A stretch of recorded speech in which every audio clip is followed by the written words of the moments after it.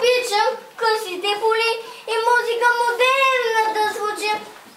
Пред телевизора да стоя по пижама, а вие с дядо да бъдете двама. Твоите инати нямат край, тук всеки той го знае. Елай се в плани, япата дръпни, а пък дядо ще те пусне на Google и ще ти купи чисто новичък модерен телефон, може да е iPhone.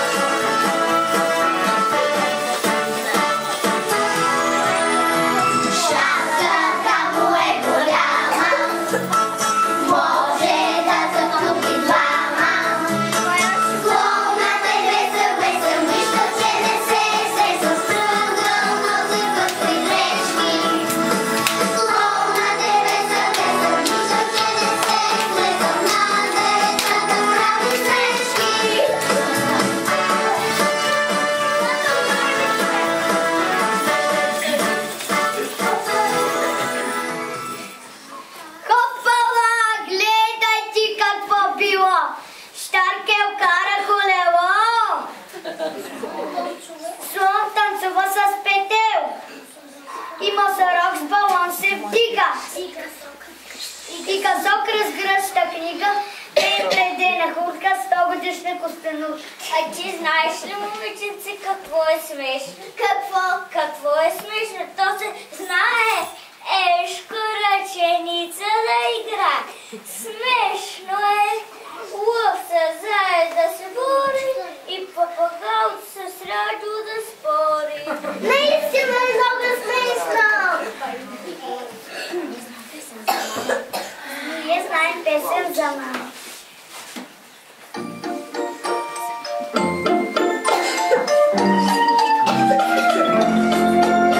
Написа със своята ръчичка най-скъпото име за всички. От слънцето грее по-ясно, звучи като песен прекрасна. Ла-ла-ла, ла-ла-ла, звучи като песен прекрасна. Ла-ла-ла, ла-ла-ла, звучи като песен прекрасна.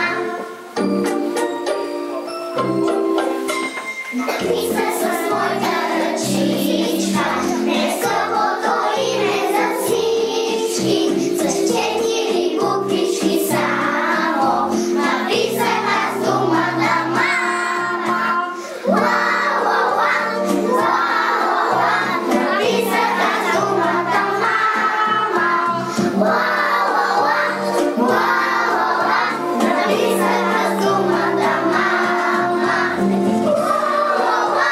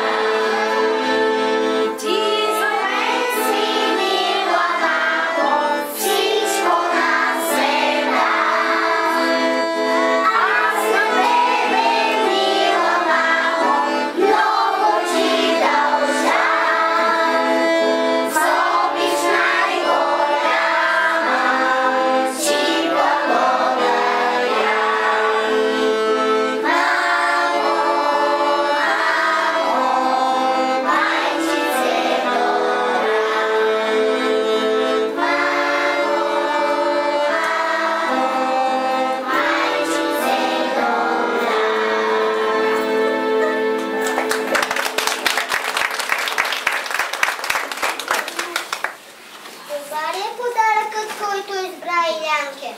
Ох, много съм затруднена. Харесаха ми всички подаръци и не знам кой от тях да избера.